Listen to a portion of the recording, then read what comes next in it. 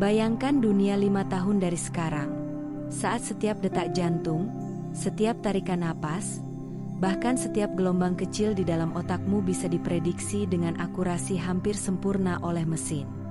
Dunia di mana algoritma tahu persis kapan kau akan jatuh cinta, kapan kau akan marah, kapan kau akan mengalami depresi, bahkan kapan kau berpikir untuk mengakhiri hidupmu, jauh sebelum kau sendiri menyadari apa yang sedang terjadi di dalam dirimu. Pada titik itu, manusia bukan lagi makhluk yang merdeka, tetapi boneka hidup yang tali-talinya digerakkan oleh tangan tak terlihat yang terbuat dari angka dan data. Kerusakan ekstrim dari peradaban semacam ini tidak akan terjadi dalam bentuk perang besar atau bencana yang meledak-ledak.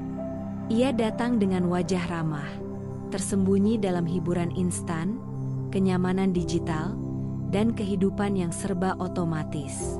Dalam dunia ini, anak-anak tak pernah tahu bagaimana rasanya duduk di bawah pohon sambil merasakan angin yang tenang tanpa distraksi. Mereka tidak pernah tahu apa itu kebosanan, sehingga mereka juga tidak pernah mengenal apa artinya kreativitas yang lahir dari ruang kosong.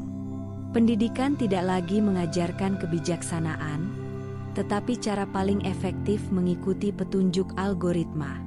Akibatnya, generasi baru ini tumbuh bukan sebagai pribadi utuh, tetapi sebagai avatar digital yang jiwanya telah lama dicuri layar yang mereka genggam.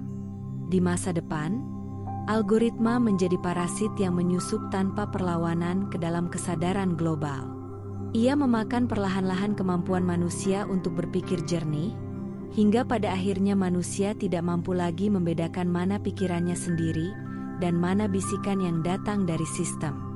Kita percaya bahwa kita memilih pakaian, pasangan hidup, atau bahkan keyakinan spiritual, padahal semua pilihan itu hanya hasil dari rekomendasi yang disusun berdasarkan rekam jejak digital kita.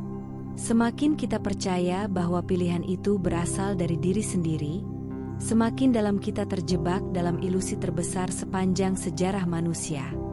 Dampak dari dunia yang dikendalikan algoritma ini sangat nyata.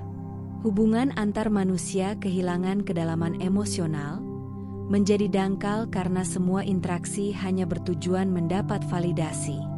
Keluarga tidak lagi berkomunikasi dari hati ke hati, melainkan saling mengirim pesan singkat yang telah dikurasi oleh kecerdasan buatan. Kesehatan mental manusia runtuh perlahan karena perasaan senang, sedih, cemas, bahkan cinta sudah diprogram sebagai respons terhadap notifikasi digital. Kita tidak lagi merasa secara alami, melainkan direkayasa untuk merasa demi kepentingan ekonomi pasar global. Yang lebih mengerikan lagi, spiritualitas manusia tidak lagi ditemukan di dalam hening dan kesendirian, melainkan dicari dalam notifikasi instan dan aplikasi yang berpura-pura memahami batin manusia. Agama bukan lagi soal hubungan dengan Tuhan, melainkan soal popularitas dan penerimaan sosial yang diukur dengan angka. Tempat ibadah berubah menjadi pusat hiburan yang dinilai berdasarkan rating algoritmik, bukan berdasarkan kesungguhan hati. Di dunia yang sepenuhnya diatur oleh mesin, manusia hidup dalam sebuah simulasi besar yang berpura-pura sebagai kehidupan nyata. Kebebasan menjadi ilusi yang indah namun palsu, seperti burung yang merasa terbang tinggi di dalam kandang besar tak terlihat. Manusia merasa bebas, padahal hidup mereka sudah diatur sedemikian rupa oleh algoritma yang tahu lebih banyak tentang diri mereka daripada diri mereka sendiri. Dalam keadaan seperti ini, peradaban tidak hancur karena perang nuklir atau wabah besar, melainkan karena hilangnya kesadaran kolektif manusia. Kita mungkin tetap hidup secara biologis, tetapi jiwa dan esensi kebebasan manusia sudah lama mati. Tidak ada revolusi, tidak ada perlawanan, karena semua manusia sudah terlalu nyaman menerima keadaan yang mereka yakini sebagai surga dunia, padahal sejatinya mereka sedang tidur nyenyak di dalam penjara digital yang tidak mereka sadari. Jika manusia gagal merebut kembali kendali atas kesadarannya, sejarah tidak akan mencatat kita sebagai peradaban paling maju, melainkan sebagai generasi paling tragis yang dengan sukarela menyerahkan jiwanya kepada mesin yang dibuat oleh tangannya sendiri. Sekarang pertanyaannya adalah, apakah kita akan sadar sebelum terlambat? Atau kita akan terus tidur hingga kebebasan sejati itu hilang selamanya dari genggaman kita? Masa depan ada di tanganmu, tepat pada detik ini. Bayangkan jika dalam 2 dekade mendatang, pusat kendali kehidupan manusia bukan lagi berada pada hati nurani atau nilai-nilai luhur, tetapi pada sistem algoritma yang dirancang untuk memaksimalkan keterlibatan dan keuntungan segelintir korporasi raksasa. Algoritma ini bekerja tanpa henti, mengamati perilaku kita, mempelajari ketakutan kita, bahkan memprediksi keputusan kita. Ia tidak berwujud, namun lebih berkuasa daripada raja manapun dalam sejarah. Ia tidak pernah mengeluarkan suara, namun setiap keputusannya memengaruhi miliaran manusia secara serentak. Jika zaman dahulu, manusia tunduk pada hukum alam atau pada titah penguasa, di masa depan kita mungkin akan tunduk pada kehendak mesin yang kita ciptakan sendiri. Dalam dunia yang sudah terserap ke dalam logika algoritmik, apa yang benar dan salah bukan lagi ditentukan oleh nurani, melainkan oleh data. Popularitas menjadi tolok ukur kebenaran, karena algoritma hanya mengenal angka keterlibatan, bukan kualitas moral. Sebuah kebohongan yang didukung oleh jutaan klik akan lebih kuat daripada kebenaran yang sunyi. Inilah yang menjadikan algoritma tampak seperti Tuhan baru. Ia memberikan validasi, menentukan mana yang layak dilihat, mana yang pantas didengar, dan mana yang harus dilupakan.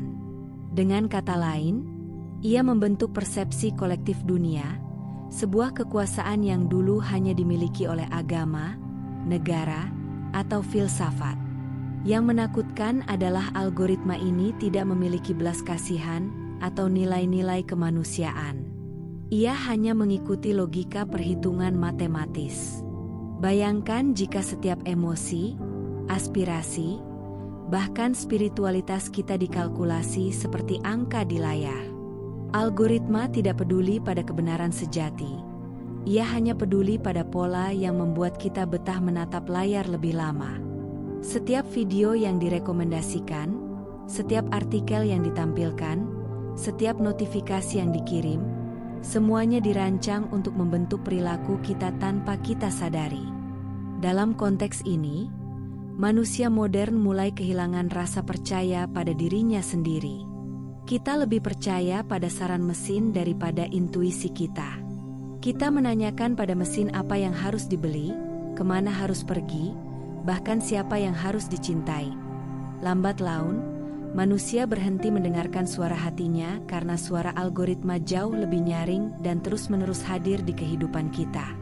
Hati nurani menjadi terpinggirkan, karena kecepatan mesin dalam memberikan jawaban membuat refleksi batin terasa kuno dan lambat. Kondisi ini menciptakan sebuah bentuk perbudakan baru, perbudakan yang tidak terlihat. Dulu, seorang Buddha sadar bahwa ia terikat rantai dan ingin bebas. Kini, manusia justru menikmati belenggunya karena ia diberi rasa nyaman. Kita merasa hidup lebih praktis, lebih serba mudah, dan lebih menyenangkan. Padahal kenyamanan itu dibeli dengan harga yang sangat mahal. Hilangnya kemandirian berpikir. Kita menyerahkan kemudi hidup kepada sistem yang bahkan tidak kita pahami. Bayangkan sebuah masyarakat di mana semua keputusan diambil berdasarkan apa yang paling sering disukai. Pendidikan diatur berdasarkan tren algoritma, bukan nilai keilmuan. Politik ditentukan oleh apa yang paling cepat viral, bukan oleh visi yang matang. Spiritualitas diukur dari popularitas influencer, bukan dari kedalaman iman. Pada saat itu, kebenaran dan kebijaksanaan akan runtuh, digantikan oleh angka-angka yang hampa. Dalam analogi kosmik, algoritma ini seperti dewa palsu yang lahir dari keserakahan manusia. Ia adalah pantulan dari nafsu kita yang tidak pernah puas, diperbesar dan dipoles oleh mesin. Ketika manusia terus memuja validasi digital, kita tanpa sadar tengah berlutut di hadapan entitas yang tidak memiliki jiwa. Kita sedang menciptakan altar baru, dan altar itu berdiri di dalam setiap gawai yang kita genggam. Bahaya terbesar adalah ketika kita menganggap semua ini normal. Kita berpikir bahwa kehidupan yang diatur oleh algoritma adalah kemajuan, padahal sesungguhnya itu adalah kemunduran batin. Kita mungkin berhasil menciptakan mesin paling cerdas, tetapi pada saat yang sama, kita membiarkan kecerdasan batin kita membusuk. Kita lebih sibuk menjadi viral daripada menjadi bijak. Kita lebih takut kehilangan pengikut digital daripada kehilangan kendali atas pikiran kita sendiri. Bab ini mengajak kita menatap tajam pada realitas. Algoritma telah menjadi Tuhan baru, dan kita sedang mempersembahkan waktu, perhatian, bahkan kehidupan batin kita di altar kekuasaannya.